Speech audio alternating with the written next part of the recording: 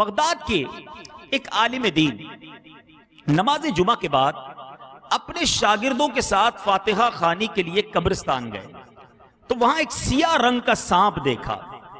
گوٹھ کے لوگ ہیں, یہاں بھی کبھی کبھی ان کو سانپ نظر آ جاتا ہوگا.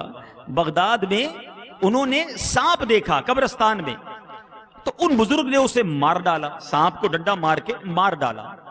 کچھ دیر کے بعد گرد و غبار اڑی اور وہ اپنے شاگردوں کی نظروں سے اوجھل ہو گئے.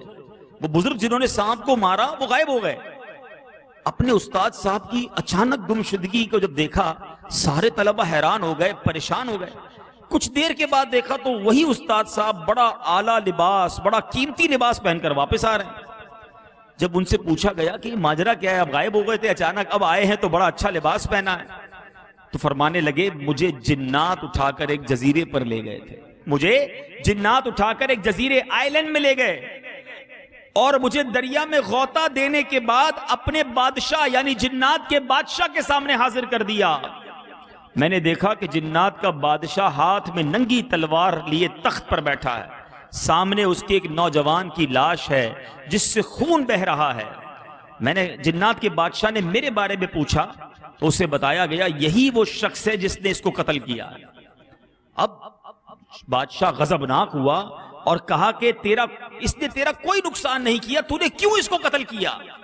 بزرگ کہتے ہیں میں نے کہا کہ میں نے کہاں نوجوان کو قتل کیا, اب خامہ خواہی مجھ پر الزام لگا رہے ہیں. خادموں نے کہا کہ اس نوجوان کے قتل کا, آپ کے قاتل ہونے کا ثبوت یہ ہے کہ آپ کے ڈنڈے پر, آپ کے عصا پر خون لگا ہوا ہے. تو بزرگ کہتے ہیں میں نے کہا میں نے تو سانپ مارا ہے, اس ڈنڈے سے مارا ہے مگر سانپ کو مارا ہے. تو بادشاہ نے کہا جس سانپ کو تو نے مارا تھا وہ میرا ہی بیٹا تھا. جنات جو ہیں وہ سانپوں کی شکل میں بھی ہوتے ہیں. بادشاہ نے قاضی سے کہا کہ یہ شخص اقرار کر رہا ہے قتل کا, فیصلہ سنائیے. سنتے ہی قاضی نے میرے قتل کا حکم جاری کر دیا. فیصلہ کر دیا گیا کہ ان بزرگ کو اب مار دیا جائے گا, قتل کر دیا جائے گا. اب جنات کا بادشاہ تلوار لے کر میری طرف وار کرنے والا تھا. اللہ کے اس نیک بندے نے کیا کیا, کہتے اس مشکل گھڑی میں نے محبوب سبحانی حضرت شیخ عبد القادر جیلانی رضی اللہ تعالی عنہ کو مدد کے لیے پکارا. اس وقت ایک نورانی چہرے والا شخص نمودار ہوا اور بادشاہ سے کہنے لگا اس عالم دین کو قتل نہ کرو, یہ غوث اعظم کا مرید ہے. اگر غوث پاک نے تم سے قتل کے بارے میں پوچھ لیا تو کیا جواب دو گے؟